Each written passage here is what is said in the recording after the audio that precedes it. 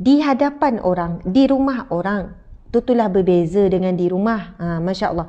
Tapi yang terbaik kalau boleh kekalkan akhlak yang baik, walaupun di rumah sendiri ataupun rumah orang, walaupun ketika di hadapan orang ataupun ketika bersendiri. Masya Allah.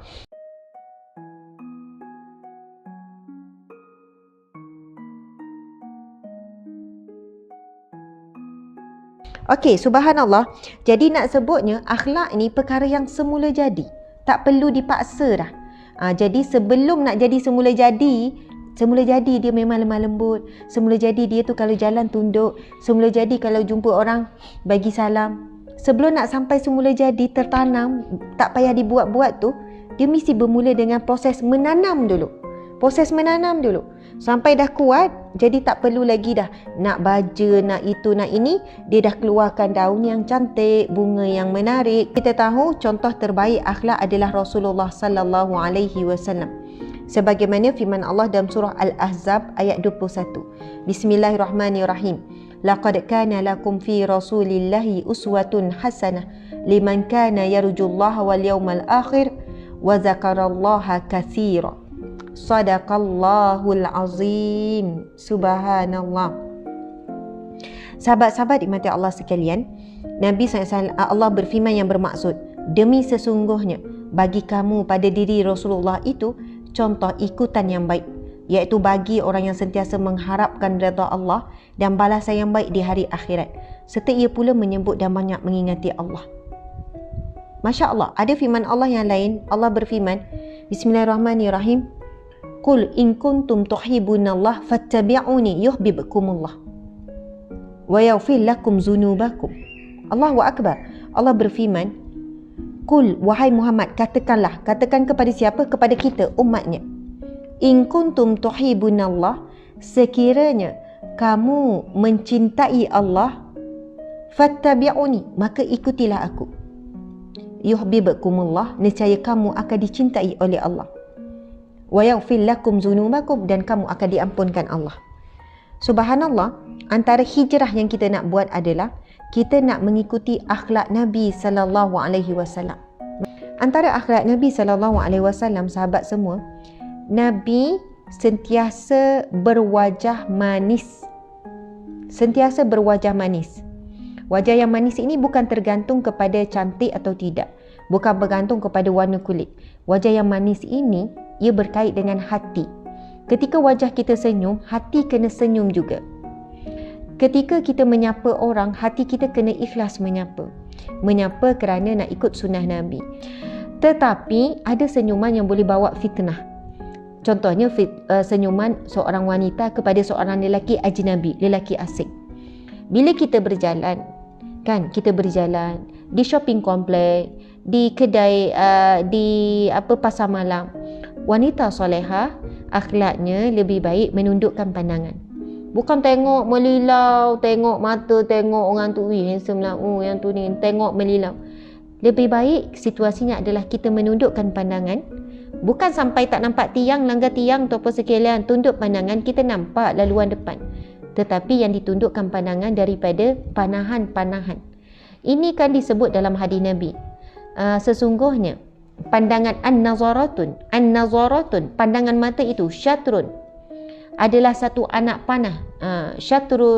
Anak panah daripada panahan iblis. Wa man tarakaha, barang siapa yang boleh menjaga pandangan mata yang haram ini, Allah berikan ke dalam hatinya halawatul iman.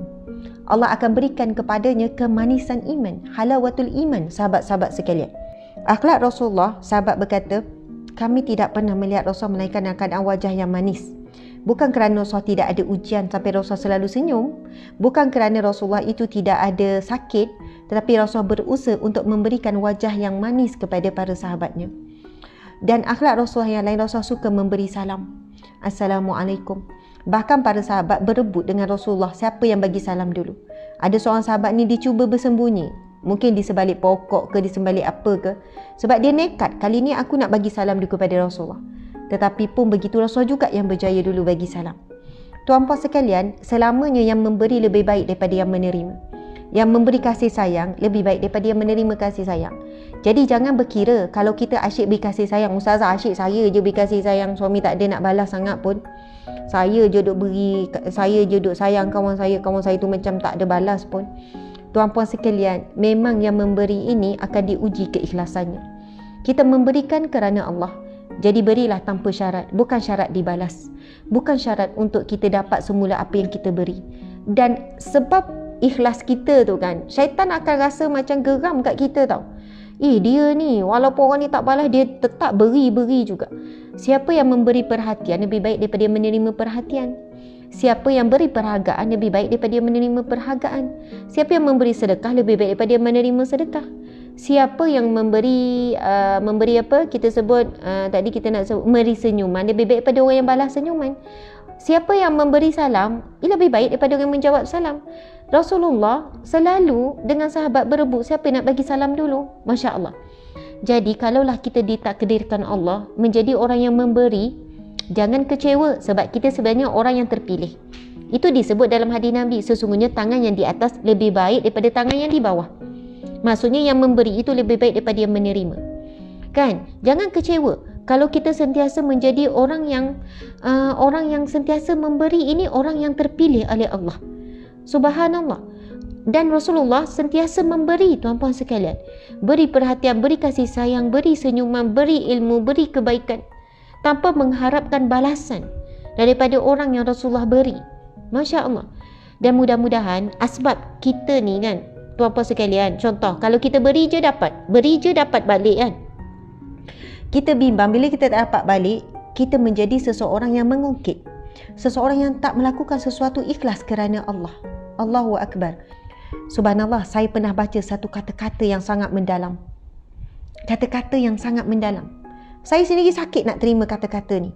Saya dengar penceramah Indonesia yang datang ke Malaysia. Subhanallah, dia sebut begini.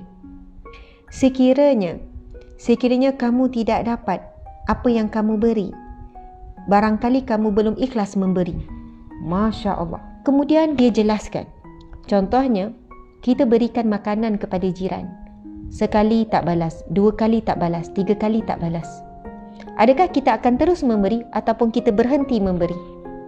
Kalau kita berhenti memberi, maksudnya kita memberi kerana mahu dibalas. Dibalas oleh siapa? Dibalas oleh manusia.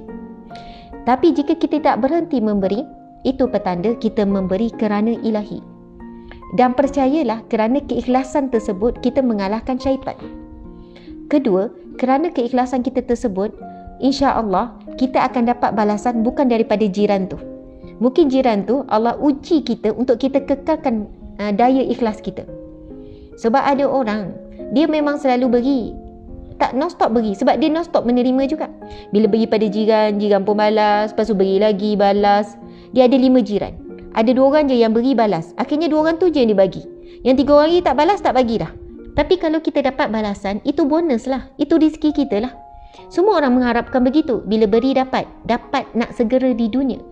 Tetapi itulah yang Allah ingatkan di dalam Al-Quran, antara mafhum firman Allah. Manusia ni sifatnya tergesa-gesa. Dia sangat nak cepat dapat balasan. Kalau dia buat sesuatu di dunia, dia nak dapat terus balasan di dunia. Subhanallah. Allah kata sesungguhnya manusia itu tergesa-gesa, tidak sabar untuk menanti balasan. Sedangkan Allah berfirman, sedangkan balasan di akhirat itu jauh lebih besar. Tapi tak sabar untuk ditangguhkan, untuk dapat balasan tu di akhirat. Masya Allah, Allahu Akbar. Masya Allah, subhanallah. Jadi kadang-kadang macam itulah, bila kita beri tak dapat balasan, sebenarnya hakikatnya Allah nak jaga keikhlasan tu. Masya Allah. Boleh jadi kalaulah dapat balasan, syaitan pun bertepuk tangan. Bertepuk tangan sebab apa? Sebab melihat kita gembira bila dapat balasan. Rupanya kita memberi untuk dibalas. Ustazah, saya bukanlah tu, cuma happy je. Salah ke happy? Tak salah. Tak salah. Tapi kalau tak dibalas, jangan kecewa. Bila beri, lupakan. Kita terus kata, seolahnya bila beri kita check in, kita terus close. Kita tak harap apa-apa. Yang kita harap adalah redha Allah.